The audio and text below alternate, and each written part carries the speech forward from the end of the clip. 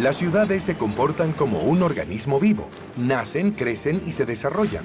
Pero, ¿qué pasa cuando su población se multiplica y crece a pasos acelerados? Grandes desafíos para el acceso a la vivienda. En América Latina, 23,5% de habitantes viven tugurios. Eso es uno de los grandes temas que nos preocupa desde Naciones Unidas. Pero en Colombia, los problemas de vivienda y urbanización partieron de una situación más compleja que en el resto de Latinoamérica. Sin duda, todos los procesos violentos que ha sufrido este país han agudizado las migraciones del campo a la ciudad. Colombia pasó de ser un país rural, ahora en el campo apenas queda el 25 al 30% de la población. Este país tiene muchas diferencias. Las brechas entre los ricos y los pobres que son todavía muy grandes, vergonzosas.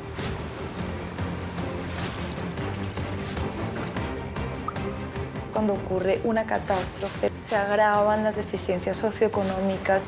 Es muy importante tener en cuenta de qué manera busquemos en la política, ¿no es cierto?, la manera de poder efectivamente prohijar y contribuir entre todos en la construcción de esa sociedad.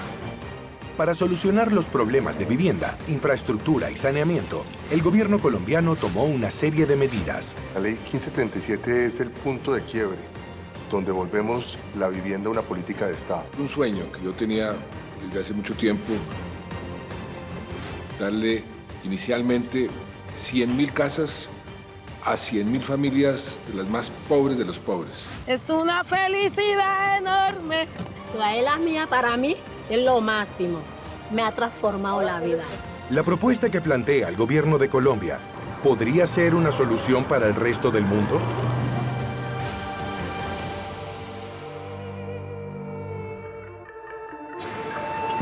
Se estima que para el año 2050 se alcance la cifra del 75% de habitantes en ciudades. Todo esto genera grandes desafíos para el acceso a la vivienda, para la producción de hábitat sostenible, de urbanización adecuada, etc. Se crean procesos de ocupación del territorio, pero que no tienen servicios públicos, que no tienen articulación a los procesos de transporte, que obviamente no tienen tampoco escuelas. Según la Organización de las Naciones Unidas, en el año 2030 habrá en el mundo 1.000 millones de personas más que en la actualidad. Como consecuencia de ese crecimiento acelerado, el 40% necesitará viviendas, infraestructura básica y saneamiento. Si bien entendemos que un cuarto de la población mundial vive en tugurios, en América Latina la media está muy cerca de ese porcentaje, hablando en 23,5% de habitantes en asentamientos precarios. Pero en Colombia, los problemas de vivienda y urbanización partieron de una situación más compleja que en el resto de Latinoamérica. El conflicto armado es algo que no se puede separar de lo que son hoy las ciudades colombianas. Sin duda, todos los procesos violentos que ha sufrido este país han agudizado las migraciones del campo a la ciudad.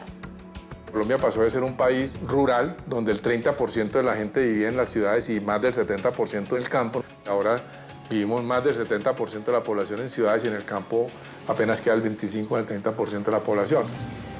Este país tiene muchas diferencias. Unas brechas entre los ricos y los pobres que son todavía muy grandes, vergonzosas. Darles casas a los más pobres iba a tener un efecto muy positivo, no solamente para estas familias, sino para la generación de empleo. Con la intención de cambiar esa situación y reducir el déficit habitacional, el gobierno colombiano elaboró un plan para facilitar la construcción de 1.700.000 viviendas. La ley 1537 es el punto de quiebre, donde volvemos la vivienda a una política de Estado. Con esto, no importa qué presidente llegue, tendrá que seguir construyendo vivienda. A mí me mandaron a desocupar donde yo vivía porque se escuchaba decir que venía un grupo, que ya venía emprendiendo los ranchos. Fue algo espantoso que casi no me gusta hablar. Fueron 2 masacres que pasé y esas son cosas terribles. Desde 2007 buscando vivienda y hasta que se llegó el día que me dijeron, sí te aprobaron la vivienda. Y eso para mí fue una alegría, porque imagínense. Un sueño que yo tenía desde hace mucho tiempo,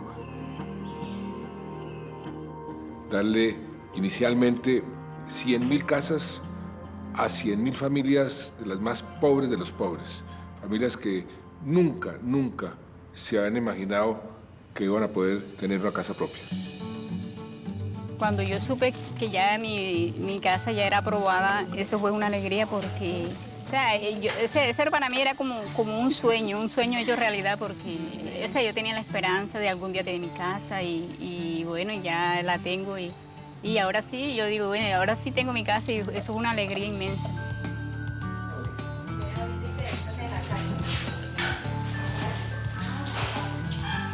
Las 100.000 casas iniciales se fueron multiplicando en 220 municipios colombianos.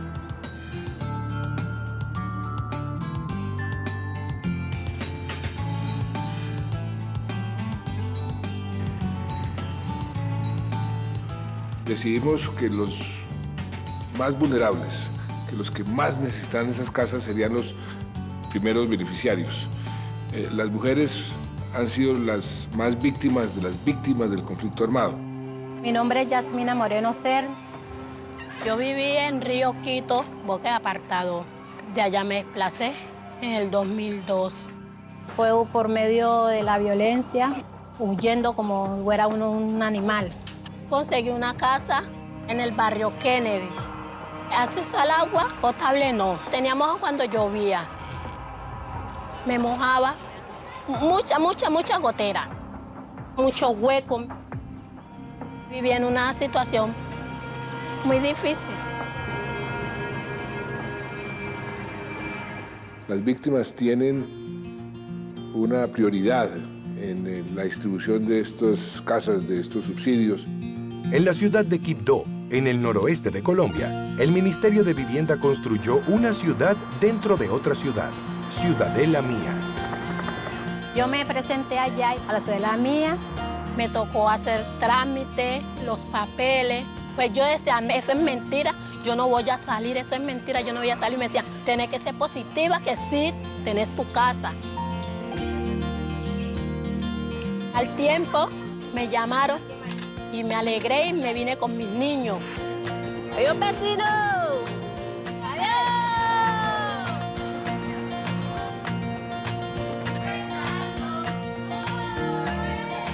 Eso era una alegría inmensa que yo sentía porque ya tenía una casa. ¡Mayuri! ¡Guayner a comer! ¡Mayuri! Que le ganó. Oiga. Ciudadela Mía para mí es lo máximo. Me ha transformado la vida.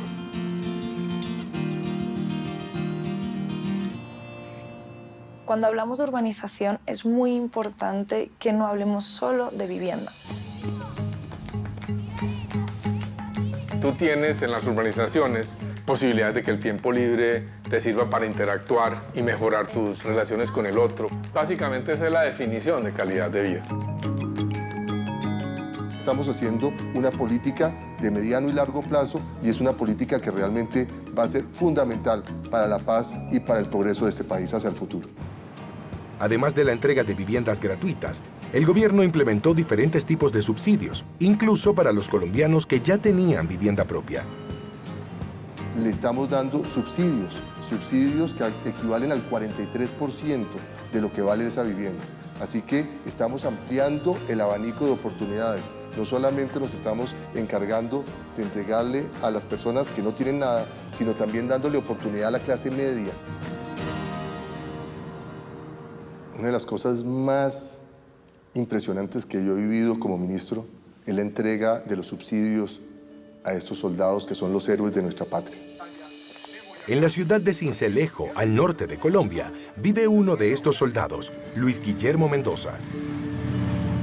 Yo tenía 22 años cuando ingresé a la Marina. ¿Eso dónde fue? Estoy subiendo el Cerro Lapich. Sabía que en cualquier momento podía perder la vida. Herido como tal me sucedió pisar una mina antipersonal que fue lo que me amputó la pierna. Lo primero que yo pensé fue que iba a morir. En una zona de esas que es tan difícil el acceso, uno no tenía cómo evacuar. Gracias a Dios lograron sacarme rápidamente del campamento hacia el Hospital Naval de Cartagena. Que muchas de las víctimas que han sufrido por el tema del conflicto armado vuelven a ser víctimas una vez que llegan a las ciudades. Hay una cuestión que yo creo que es importantísimo. La entrega de viviendas a las víctimas de la violencia del conflicto armado es un hecho fundamental. Para mí fue una sorpresa. Cuando me llamó el señor almirante, me dijo que allá salió favorecido en un sorteo que habían hecho un bono que me iban a regalar un subsidio de vivienda. Yo vivía alquilado acá. Entonces, cuando el gobierno me dio el subsidio, yo le compré la casa. Cada vez que yo le entrego una casa a un soldado, por la labor que ha realizado, me produce una tremenda emoción. Tener mi casa propia ha sido lo mejor que me ha pasado. Cuando la gente no tiene el agua cerca, está limitada en su capacidad misma de ser. El agua que nosotros usamos se recogía de la lluvia. 840.000 muertes al año podrían evitarse.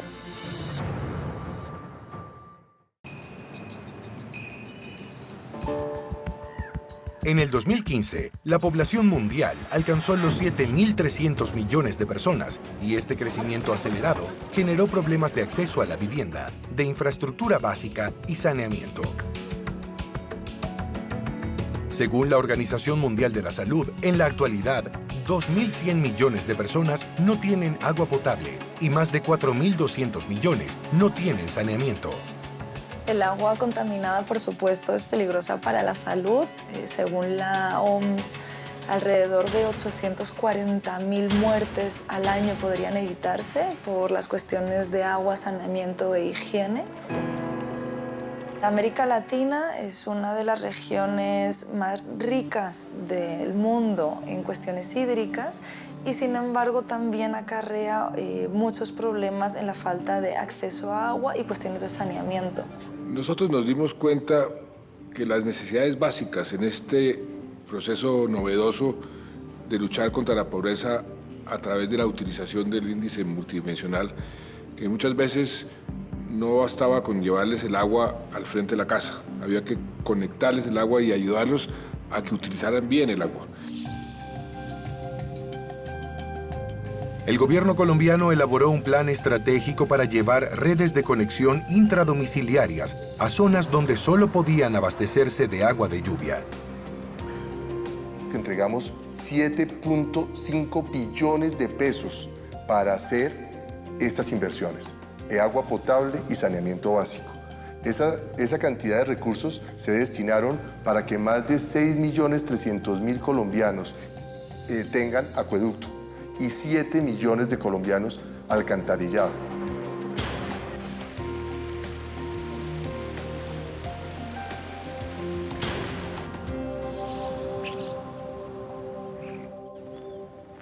Vivo en el barrio Suba. Vivíamos un momento difícil por lo que nos tocaba salir lejos a buscar el agua. Cuando llovía nos tocaba ir por allá por una cañada de la Cascorma a coger agua por allá. La teníamos contaminada porque ya la gente se subían a jabonar y se bañaban ahí, y entonces agua caía sucia a los pozos donde cogíamos el agua. Nos tocaba volver a limpiar, a esperar, a limpiar el pozo para recoger el agua para tomar. Y ahora, gracias a Dios, que ya nos pusieron hace un año que tenemos ya el acueducto. Nos cambió muchísimo porque ahora ya no tenemos que salir a madrugada a coger el agua por allá, sino que la tenemos en la casa, gracias a Dios.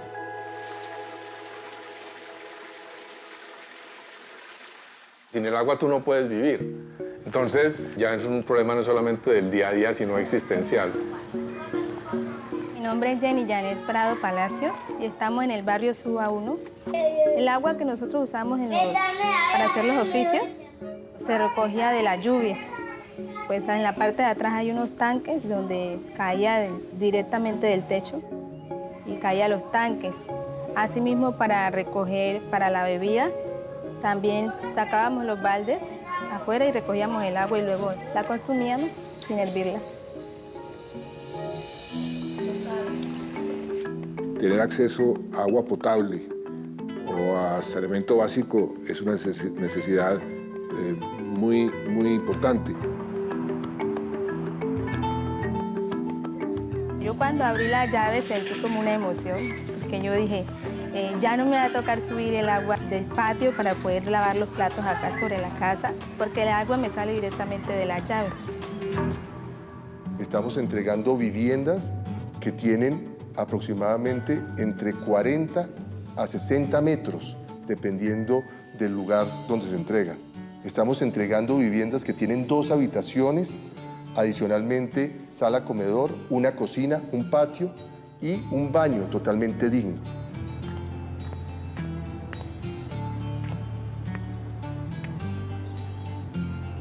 Cada vivienda de casi 60 millones de pesos.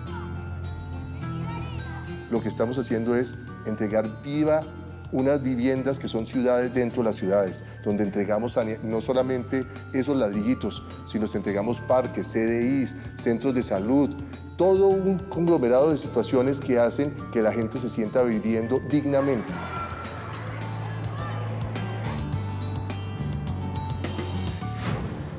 Se llevó la casa al río y eso era una ola así grande. Cuando ocurre una catástrofe, se agravan las deficiencias socioeconómicas. No pude rescatar nada, ni mi casa.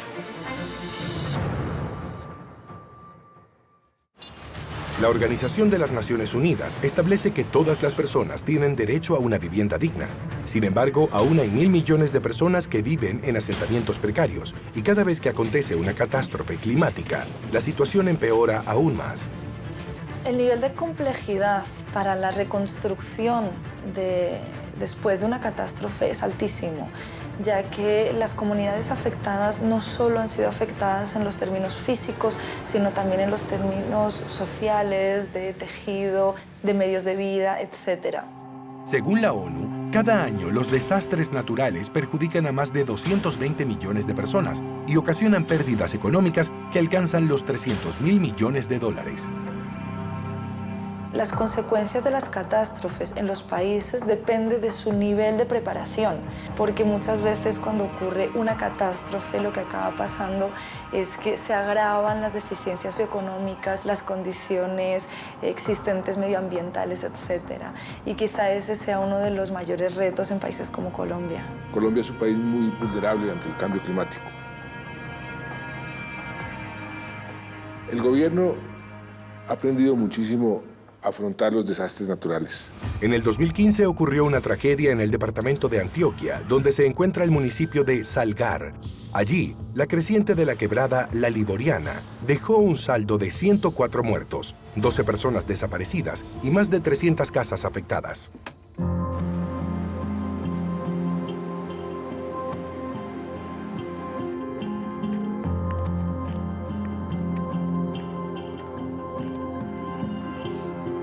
Acá nos sentábamos nosotros con los niños, todo, nunca creíamos que el río nos iba a hacer esto. Todos creíamos que nos íbamos a ir en ese momento.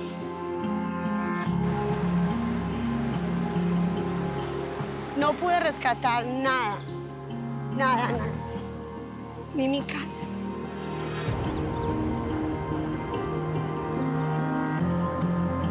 Todo se lo llevó el lodo, las piedras, el río, acabó con todo. Quedamos en la calle. Cuando logramos salir, eso fue en segundos, que nos tiramos afuera cuando se llevó la casa al río. Y eso era una ola así grande, como de un humo negro grande. Eso fue una cosa muy impresionante, muy miedosa. Yo pensé que ese día me iba a morir. En el proceso de aprender a afrontar los desastres, creamos toda una institucionalidad dentro de los que estaba la unidad de gestión de riesgo y el manejo de desastres.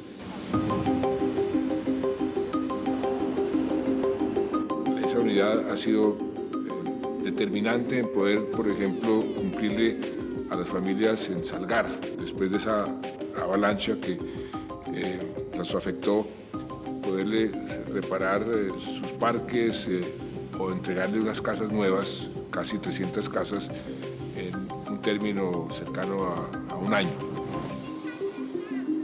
Yo me siento muy feliz viviendo aquí porque yo me acuesto tranquila, me levanto tranquila, de que sé que el río no nos va a hacer correr. Esta casa para mí significa una felicidad muy grande porque hoy o mañana uno no sabe qué puede pasar, ahí le queda a los hijos. Cuando me enteré de mi casa, que me iban a dar las llaves, una alegría demasiado grande, hasta lloré, gritaba, le decía a los vecinos, me van a dar vivienda, me van a dar casa, como si es verdad. Me gusta tener mi casita, me gusta mi cuarto. Mi cuarto está lleno de peluches, no tantos, pero sí tengo. En este momento tengo un palacio. Mi casa la amo como amo a mis hijos.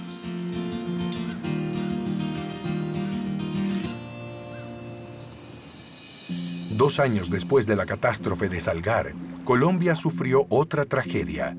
En la región de Putumayo, el desborde de 3 ríos provocó una avalancha que arrasó viviendas, vehículos y puentes y dejó un saldo de 350 muertos y más de 400 desaparecidos. Lo que estamos haciendo en el Putumayo son 1.209 viviendas que vamos a entregar. Son fundamentales en ese proceso de un pueblo resiliente como Mocoa.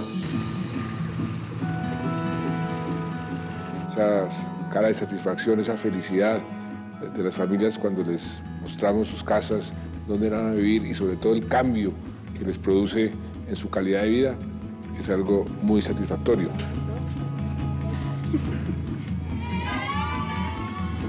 Las ciudades colombianas tienen la oportunidad ahora de construirse hacia el futuro una situación que puedan entonces aprovechar la belleza del paisaje, la riqueza cultural, la riqueza de expresiones. La ciudad ideal debe ser accesible para todos, también debe ser sostenible para las generaciones presentes y las generaciones futuras.